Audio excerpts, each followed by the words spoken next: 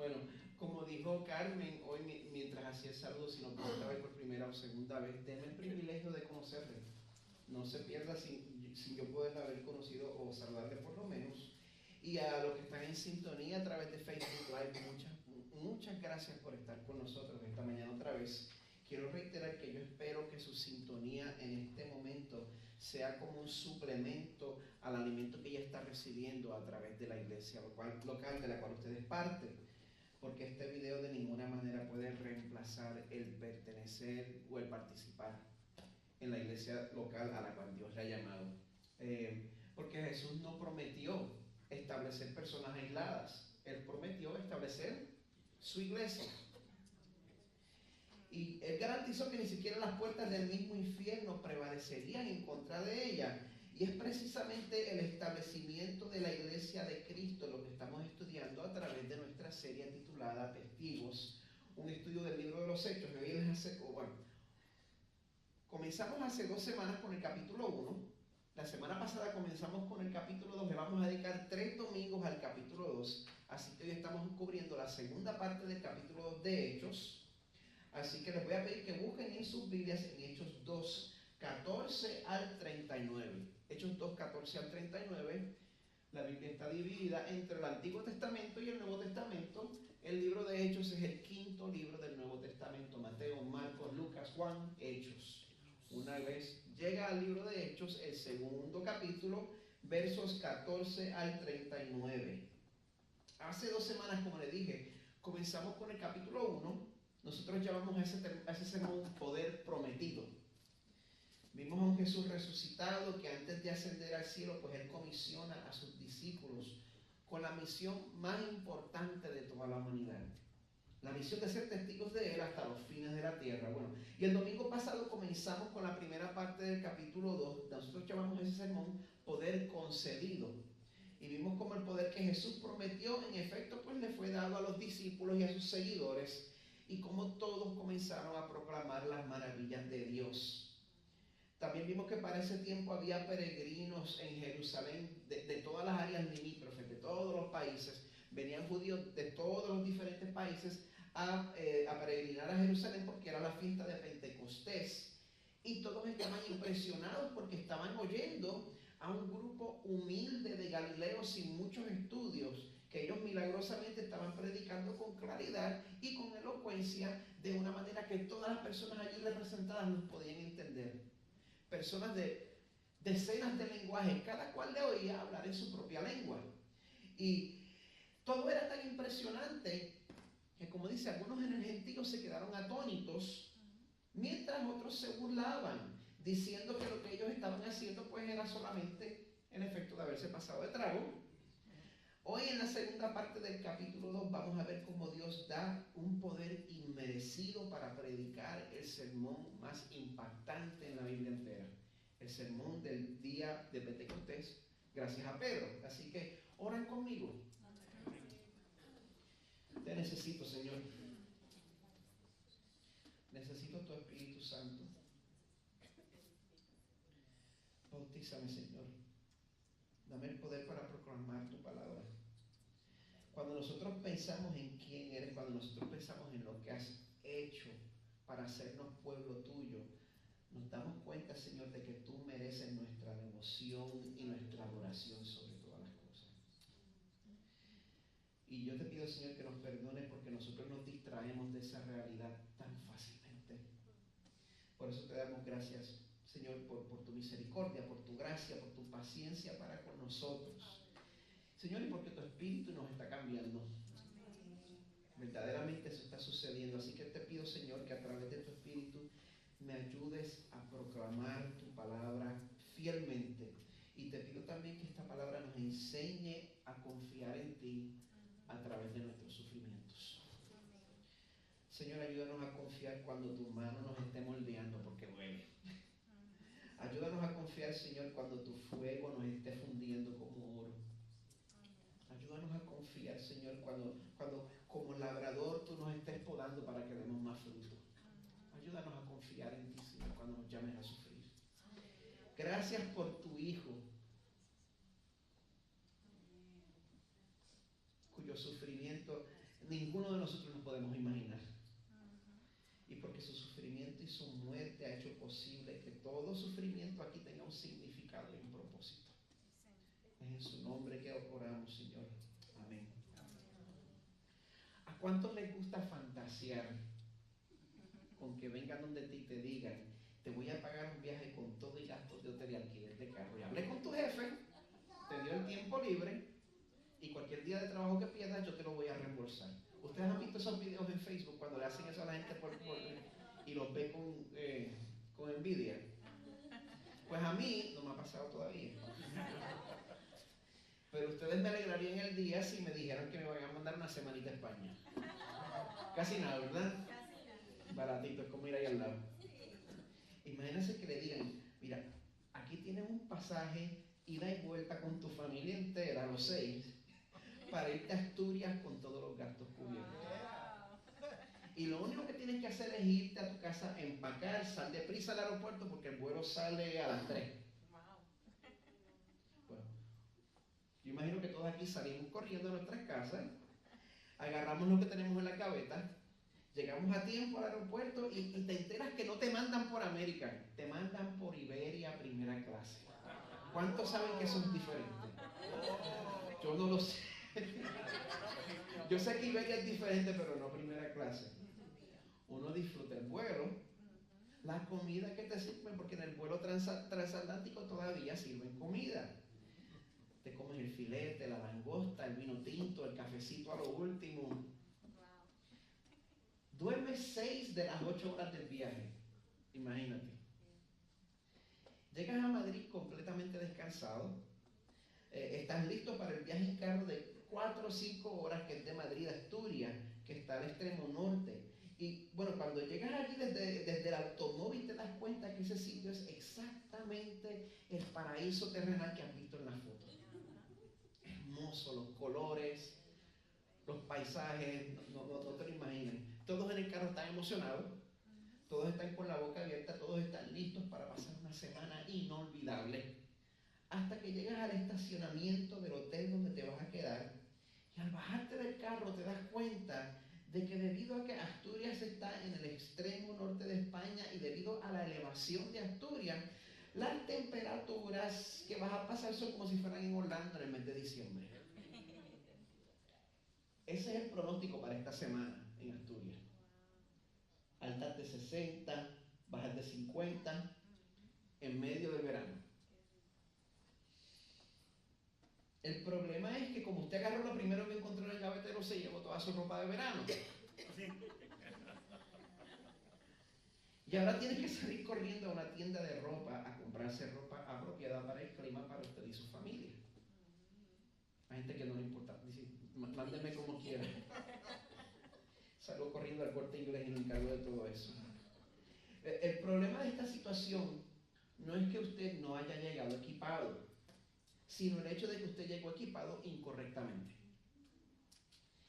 Es como si me invitaran, por ejemplo, a tocar en un concierto de música típica puertorriqueña y en vez de llegar con la guitarra española, pues llego con una gaita escocesa o llego con una guitarra eléctrica sin amplificador. Nosotros necesitamos estar correctamente equipados para lo que vamos a hacer. Y cuando Jesús comisiona a los discípulos y nos comisiona a nosotros también, en el primer capítulo de Hechos, Él dice que nosotros vamos a ser sus testigos en Jerusalén, en toda Judea, en Samaria y hasta lo último de la tierra. Y Él sabía que esa sería la misión más difícil que nosotros recibiríamos en nuestras vidas. Como dije la semana pasada, es una misión que nos queda grandísima a cada uno de nosotros. Por eso nos manda a esperar hasta que ellos recibieran el poder del Espíritu Santo. Sin embargo, hasta el día de hoy estamos tentados a hacer el trabajo de Dios a nuestra manera y con nuestras propias fuerzas y aptitudes. Confiando en nuestras estrategias y en los datos que nosotros hemos investigado sin tan siquiera pensar en que hacer el trabajo de Dios sin el poder de Dios es imposible. No se puede. Eso es como llegar al Polo Norte con ropa de playa, básicamente. Por eso, a pesar de que el pasaje de hoy sí nos muestra muchas cosas importantísimas, tiene tema para contar. Por eso lo dividimos en tres. Y aún lo que vamos a cubrir hoy lo podríamos dividir en por lo menos 2 o 3 sermones diferentes. Yo quiero invitarlos a que prestemos atención en específico al ejemplo de una persona. Una persona que trató de seguir a Jesús dependiendo de sus propias fuerzas, fracasó de manera aparatosa, como decimos en Puerto Rico, se escopotó. Y solo después de darse cuenta de la manera más dolorosa de lo insuficiente que él era, de lo corto que él se quedaba, solo entonces, después que él se vacía de su autosuficiencia, Dios entonces lo llena de su poder y lo usa para su gloria. Por eso yo creo que el mensaje específico que Dios tiene para nosotros aquí en esta mañana es el siguiente: vacíate de tu autosuficiencia y Dios te llenará de su poder. Si recuerdan el domingo pasado, el pasaje terminó diciendo que algunos reaccionaron quedando maravillados y perplejos, mientras que otros prefirieron burlarse, acusándolos de estar borrachos a pesar de que todavía era de mañana. Pues en ese momento, el discípulo más infame de todos, Pedro, es equipado milagrosamente por el Espíritu Santo y él procede a dar el primer sermón cristiano usando el Antiguo Testamento. Predica a Cristo del Antiguo Testamento. Lo primero que él hace es llamar atención a todo lo que ellos estaban presenciando y decirle que eso no era más que la consumación, el cumplimiento de una profecía. El verso 14 dice así: entonces Pedro, poniéndose en pie con los 11, alzó la voz y les declaró: varones judíos y todos los que vivís en Jerusalén, sea esto de vuestro conocimiento y prestad atención a mis palabras, porque estos no están borrachos como vosotros suponéis, pues apenas es la hora tercera del día. En esta cultura, las horas se empezaban a contar a las 6 de la mañana. Así que la hora tercera del día son las 9 de la mañana.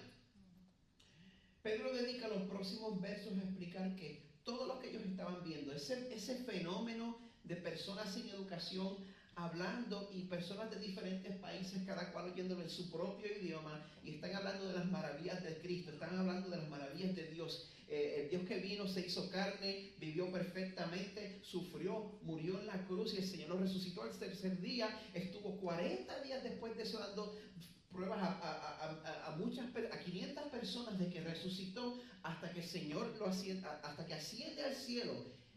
Todo eso que ellos están viendo allí es en efecto el cumplimiento de una profecía que se había escrito cientos de años antes. Una profecía que usted puede encontrar en Joel 2, 28 al 32, porque Pedro lo cita exactamente. Y es una profecía que se supone que fuera familiar a todos los judíos que estaban en peregrinación allí en Jerusalén. Pedro les dice en el verso 16: esto es lo que fue dicho por medio del profeta Joel. Y sucederá en los últimos días, dice Dios. Últimos días. Siempre hay discusión sobre qué significan los últimos días. Algunos creen que se refiere solamente ahora, al siglo XXI, pero Hebreos 1 nos aclara eso, nos dice: Dios, habiendo hablado hace mucho tiempo, en muchas ocasiones y de muchas maneras a los padres por los profetas antes, en estos últimos días nos ha hablado por su Hijo. O sea, los últimos días comenzaron con la llegada de Jesús y continúan hasta hoy. Estamos en los últimos días. Tanto entonces como ahora, esto es lo que Dios dijo que haría. Seguimos en el verso 17. Derramaré de mi espíritu sobre toda carne. Eso quiere decir toda persona. Antes el pueblo de Dios era el pueblo de Israel. Pero Dios promete aún en los tiempos del Antiguo Testamento, en los tiempos de Joel, que el poder del Espíritu Santo iba a ser repartido sin distinción de nacionalidad. Es por eso que usted y yo estamos aquí en esta mañana. Continúa el verso 17. y vuestros hijos y vuestras hijas profetizarán, vuestros jóvenes verán visiones, vuestros ancianos soñarán sueños.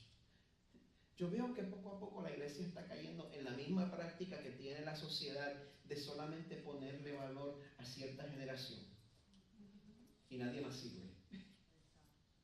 Pero Dios también promete que el poder del Espíritu Santo iba a ser repartido sin distinción de edad ni distinción de generación.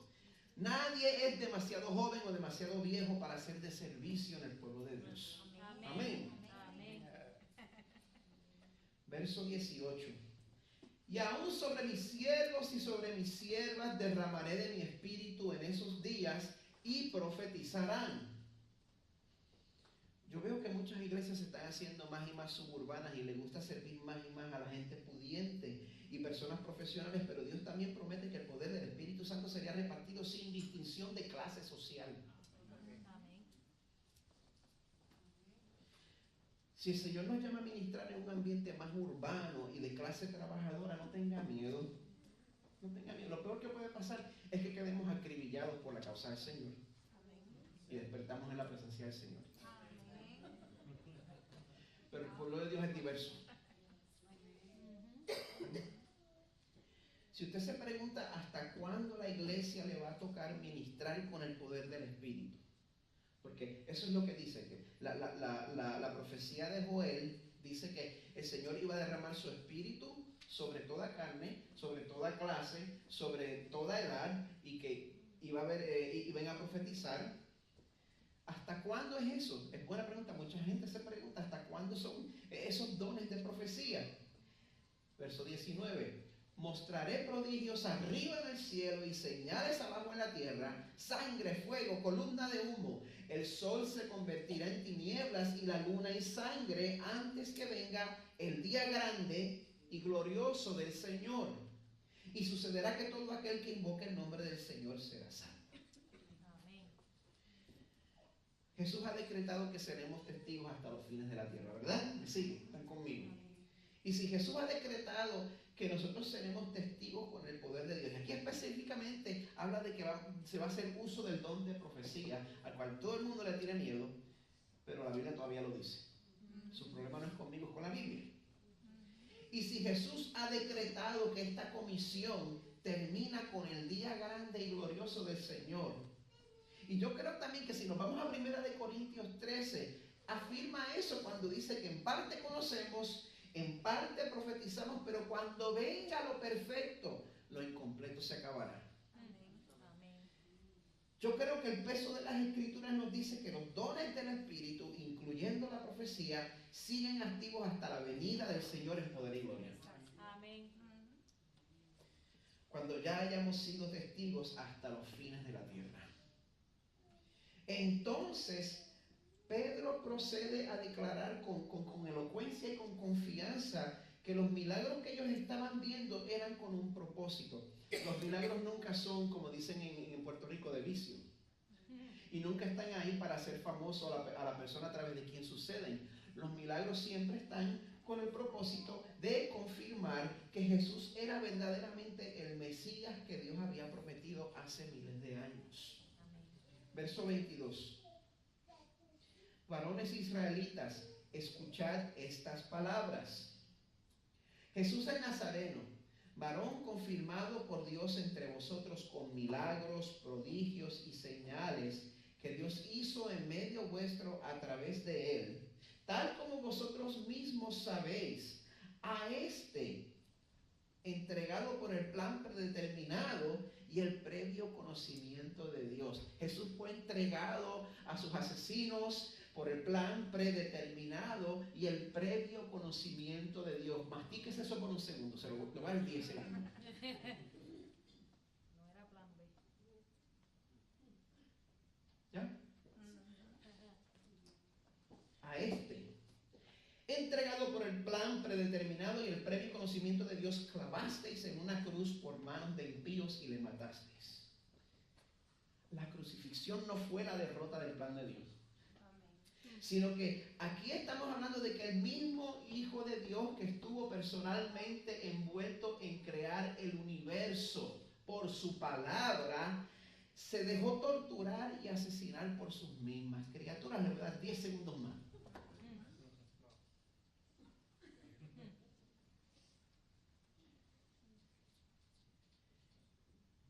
Y si usted en su corazón es sensible a las injusticias que hay en el mundo, esta es la mayor injusticia que jamás se cometió. Esta fue una ocasión, si alguna vez usted se pregunta por qué Dios permite que yo tenga que pasar por estas cosas, esta fue una ocasión en la cual Dios permitió la atrocidad más horrible y la injusticia más escandalosa con el propósito de traer el mejor desenlace posible. El verso 24 dice que Jesús es a quien Dios resucitó, poniendo fin a la agonía de la muerte, puesto que no era posible que Él quedara bajo el dominio de ella. Después de eso, en los próximos versos, Pedro, él describe cómo David, en los salmos que él escribe, en verdad también se refería a Jesús. Ya estamos en el verso 25. Porque David dice de él: veía siempre al Señor en mi presencia, pues está a mi diestra para que yo no sea conmovido. Por lo cual mi corazón se alegró y mi lengua se regocijó, y aún hasta mi carne descansará en esperanza. Pues tú no abandonarás mi alma en el Hades, ni permitirás que tu santo vea corrupción. Me has hecho conocer los caminos de la vida, me llenarás de gozo con tu presencia. O sea que los salmos mesiánicos no estaban hablando del retorno del rey David, ellos estaban apuntando a un mejor rey, a Jesús. Están conmigo, ¿verdad? Pedro continúa en el verso 29 diciendo: hermanos, del patriarca David os puedo decir confiadamente que murió y fue sepultado, y su sepulcro está entre nosotros hasta el día de hoy. Pero siendo profeta y sabiendo que Dios le había jurado sentar a uno de sus descendientes en su trono, miró hacia el futuro y habló de la resurrección de Cristo, que no fue abandonado en el Hades, ni su carne sufrió corrupción. A este Jesús resucitó Dios, de lo cual todos nosotros somos testigos. Así que, exaltado a la diestra de Dios y habiendo recibido del Padre la promesa del Espíritu Santo, ha derramado esto que vosotros ves y oís. Esta es la explicación de lo que todos ustedes están viendo. Verso 34, porque David no ascendió a los cielos, pero él mismo dice: dijo el Señor a mi Señor, siéntate a mi diestra hasta que ponga a tus enemigos por estrado de tus pies. Sepa pues con certeza toda la casa de Israel que a este Jesús, a quien vosotros crucificasteis, Dios le ha hecho Señor y Cristo.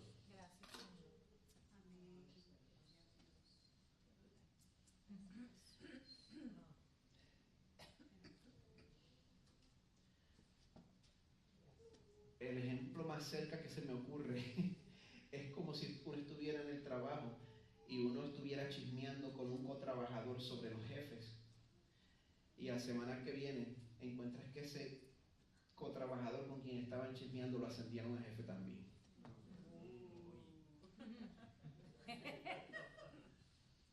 A este Jesús que ustedes crucificaron es Señor y Cristo.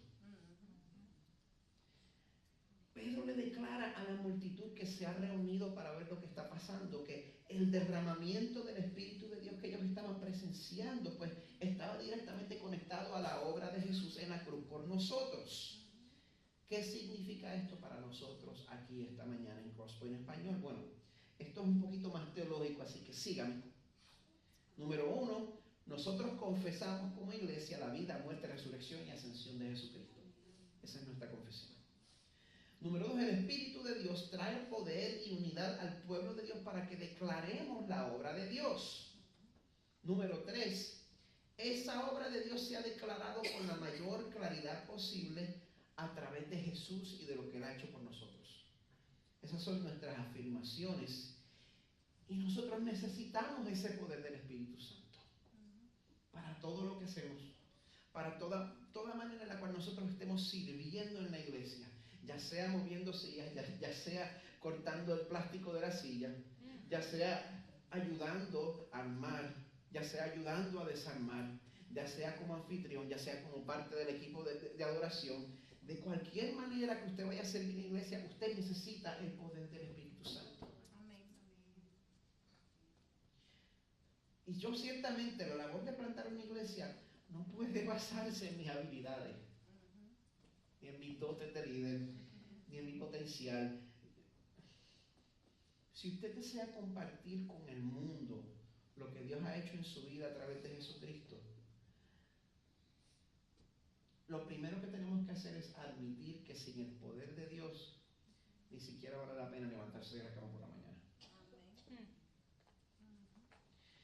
El teólogo anglicano que en vida fuera John Stott, él escribe lo siguiente en su comentario del libro de los Hechos: sin el Espíritu Santo, el discipulado cristiano sería inconcebible, sería hasta imposible.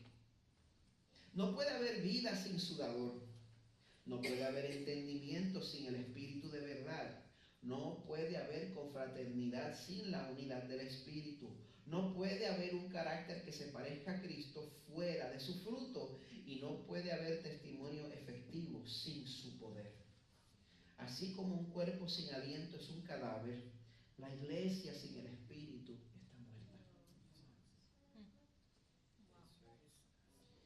Pero Dios imparte vida a la iglesia por medio de su Espíritu. Gracias, Señor. Y eso debe tener un efecto claro en nosotros. ¿Quiénes se acuerdan de la clase de membresía, la clase de partícipes en el Evangelio? Nosotros ahí estudiábamos los 4 movimientos de gracia y estudiamos el ritmo de vida de celebración. El saber esto debe impulsarnos a vivir una vida de celebración. Déjeme recordarle lo que eso significa. En respuesta al Evangelio, debemos ser un pueblo que canta de la gracia, la bondad y la gloria de Dios. Amén. Por eso cantamos. Por eso la adoración es parte importante, parte integral. El Señor nos manda a adorarle. Le pregunto, ¿vive usted una vida de celebración? Pero yo no soy cantante, bueno, yo tampoco y me ve ahí, pero nosotros hacemos eso en respuesta al Evangelio, en respuesta a lo que el Señor ha hecho por nosotros, no por nuestras habilidades, no por nuestras actitudes, no por nuestros dotes. El domingo pasado hablamos sobre cómo nosotros tendemos a llenar nuestras vidas de distracciones que nos entumecen, que nos enajenan. Y esas distracciones son un indicio de algo más serio. Y nosotros no podemos vivir una vida de celebración porque nos llenamos de distracciones, porque no queremos detenernos a pensar. No queremos detenernos a pensar profundamente, y le tenemos miedo a eso porque ese miedo es justificado. Porque lo que nosotros encontramos en el fondo de nuestros corazones es difícil, es imposible de tragar, es difícil de aceptar. El hecho de que nosotros somos peores pecadores de lo que nosotros estamos dispuestos a admitir.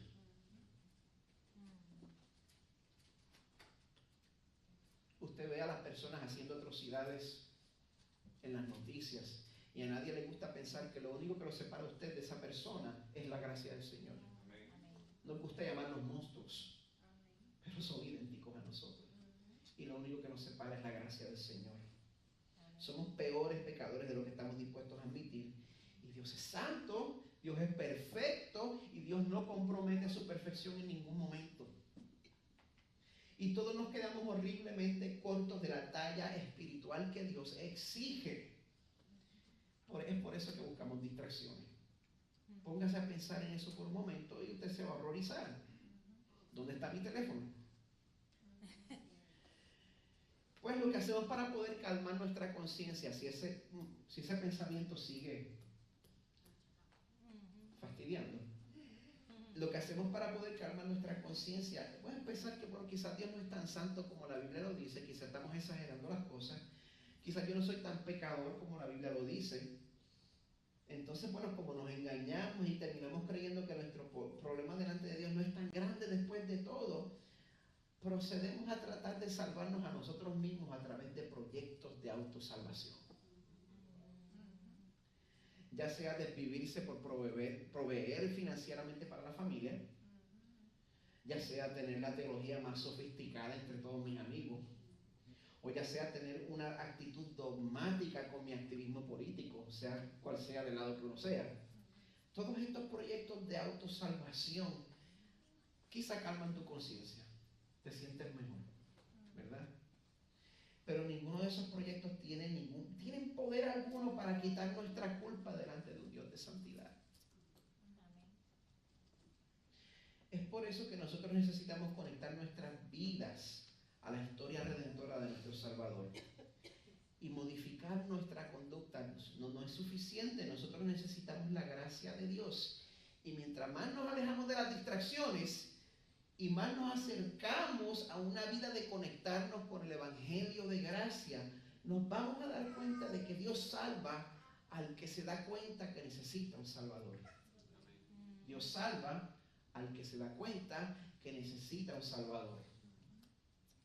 El doctor es para el que está enfermo.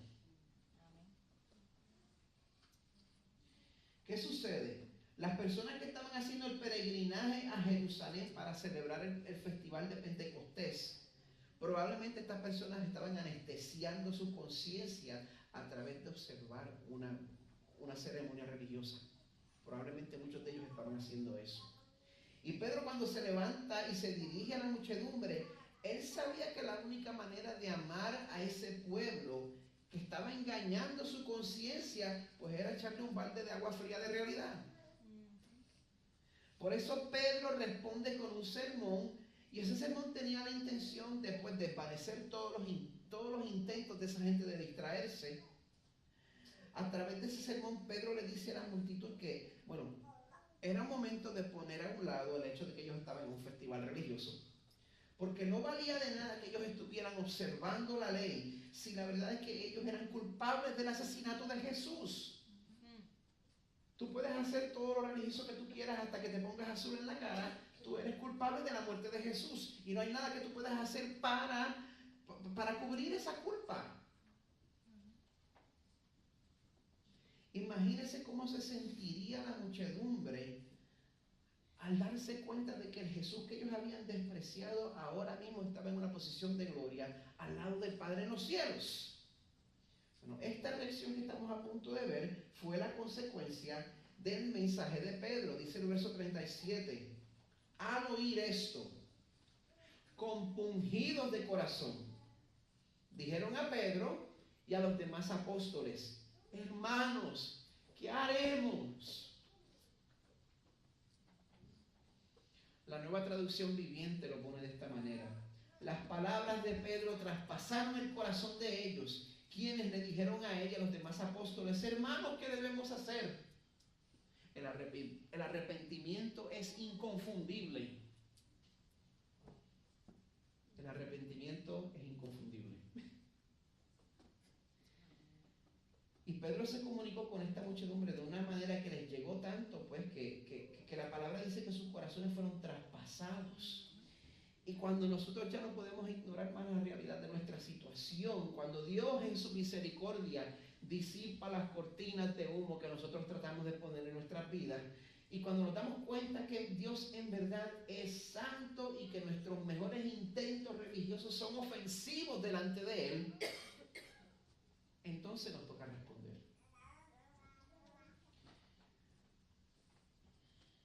Y solo hay dos maneras de responder al llamado de Dios.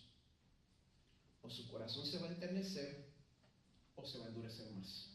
No hay tal cosa como responder con neutralidad al llamado de Dios. Usted se va a enternecer al llamado de Dios o se va a endurecer más. Los puritanos lo expresaban de esta manera: el mismo sol que derrite el hielo endurece el barro. Y aquí, bueno, es donde experimentamos el misterio de la soberanía de Dios y la responsabilidad del hombre. Ambas cosas son una realidad. Así que si tú estás percibiendo el llamado de Dios en tu vida y tú te sometes a ese llamado, tú vas a encontrar que Dios te va a seguir haciendo cada vez más y más y más sensible a su voz. Y tú vas a poder discernir la dirección de Dios en tu vida.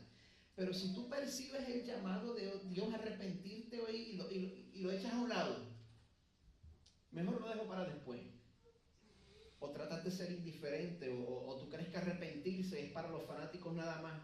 Y tú decides, bueno, pues voy a vivir una vida de moralidad. Eso me va a ayudar.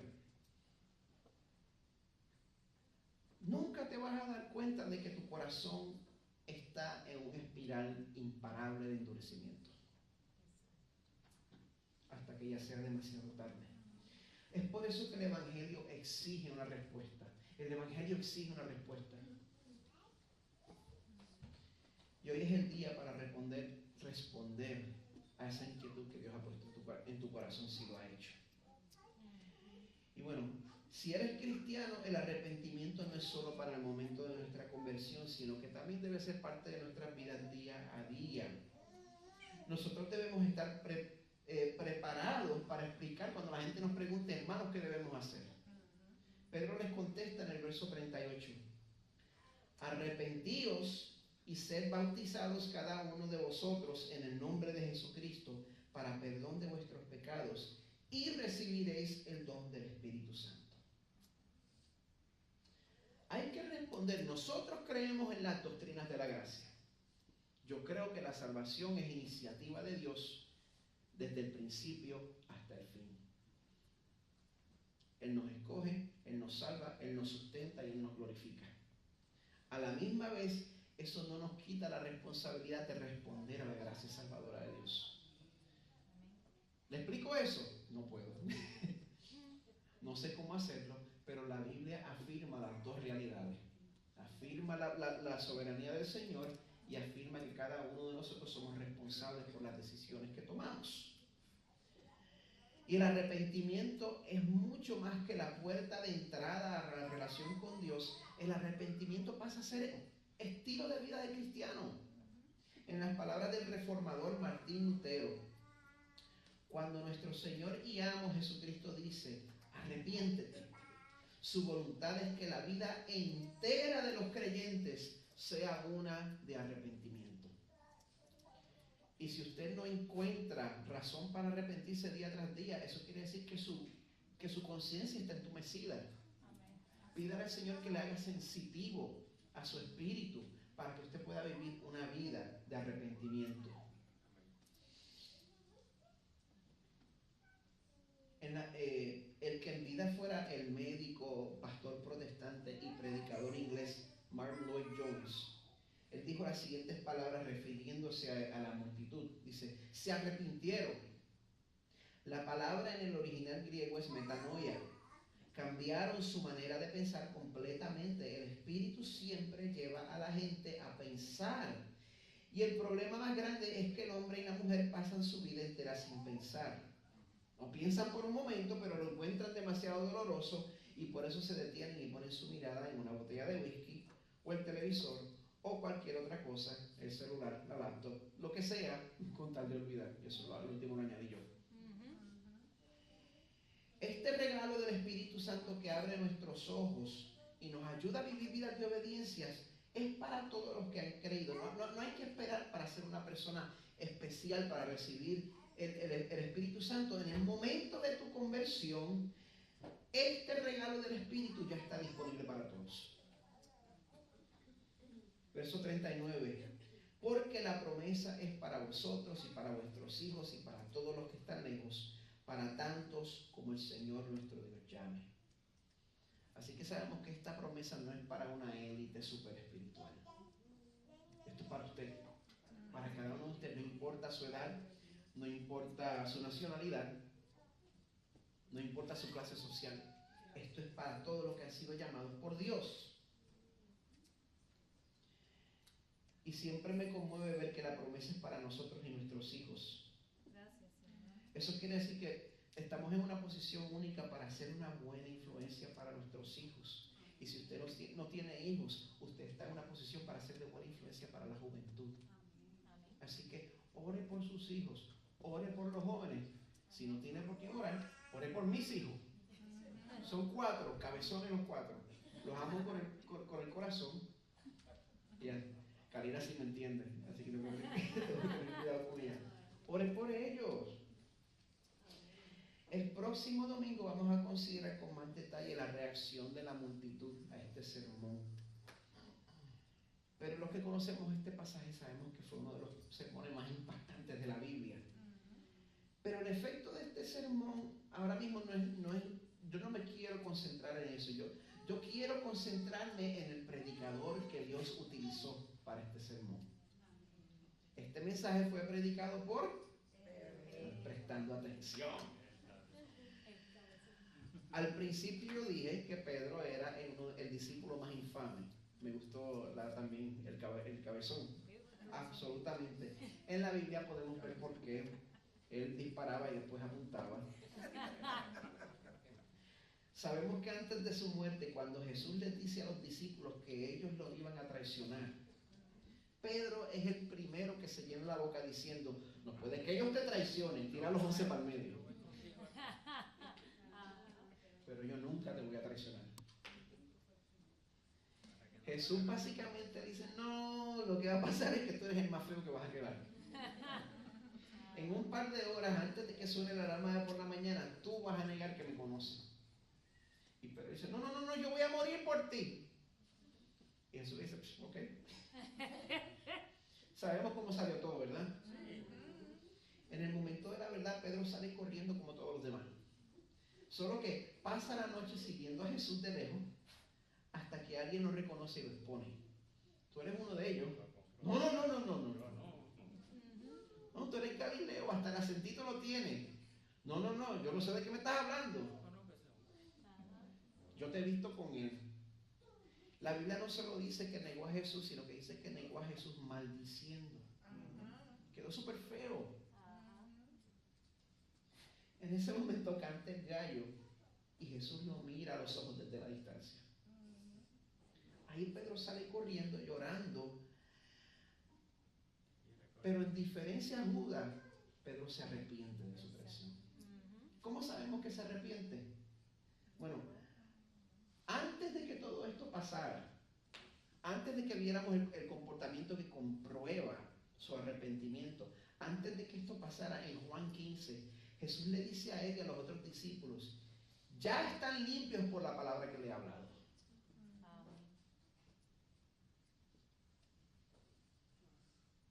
Pedro era el Señor desde aquí. Es por eso que nosotros no podemos hacer juicios sobre las personas si los vemos que están en un tiempo de lucha o de pecado. No podemos hacer juicios sobre el estatus eterno de la persona. Se supone que estemos ahí con ellos, ayudándolos, pero no podemos hacer juicios sobre las personas porque lo veamos de una manera u otra y decir: tú no eres del Señor. Pedro quedó súper feo aquí. Jesús le dijo aquí: ya tú estás limpio. Y esa realidad se manifestó eventualmente. Esta es una declaración de alcance eterno sobre Pedro y sobre todas las personas que han recibido a Jesús como su Salvador. Esto le incluye a usted si usted ha recibido a Jesús. Y la evidencia de que Pedro le creyó es que cuando Jesús se le aparece después de su resurrección, como Pedro creyó lo que Jesús decía, de que ya ustedes están limpios, en vez de apartarse de Jesús, salió corriendo hacia donde Él. Cuando nosotros no creemos que somos del Señor, nos alejamos de Dios. Cuando usted cuando usted cree que Dios le acepta cuando usted se porta bien y no se porta bien, no viene a la iglesia. O cuando llega, se va para allá atrás, lo más atrás posible, se va detrás de la pared y ni levanta las manos y ni canta. Pero la aceptación del Señor hacia usted no depende de usted. Si usted llega confiando en la muerte y resurrección del Señor Jesucristo de parte suya, usted puede sentarse ahí y adorar en confianza. Como decía al principio, vamos a mantener nuestra confesión sabiendo que Dios es justo. Y eso fue lo que hizo Pedro. Pedro brinca al mar, él nada hacia la orilla y él corre a Jesús para postrarse a sus pies. Pero Jesús no había terminado con él todavía, fíjense. Después de todo esto, cuando Jesús estaba dando las instrucciones finales a los discípulos, entre todos ellos, Jesús le pregunta particularmente a Pedro: Pedro, ¿me cuenta del significado que tenía eso específicamente para él. Ahora te pregunto, ¿tú me amas? La Biblia nos dice que esto le rompe el corazón a Pedro, pero lo que está pasando aquí es que Jesús está llevando a Pedro poco a poco a confrontarse con su insuficiencia. Porque Pedro esperaba pues ayudar a Jesús a establecer su reino pues a través de su propia fuerza bruta. Y usted quiere hacer lo mismo. Y yo quiero hacer lo mismo. Y todos queremos hacer lo mismo. Queremos depender de nuestras propias actitudes para ayudar a Diosito. Yo odio esa palabra, pero bueno, vamos a seguir. Cuando nosotros hacemos eso, pues estamos llegando al Polo Norte con ropa de verano. Nosotros traemos el equipo equivocado. Por eso muchas veces Dios permite que fracasemos. Él lo hizo así conmigo. Solo entonces, después que nos vaciamos de nuestra autosuficiencia, es ahí que Dios nos llena de su poder y nos utiliza para su gloria.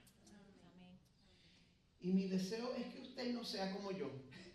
Mi deseo es que usted aprenda por cabeza ajena.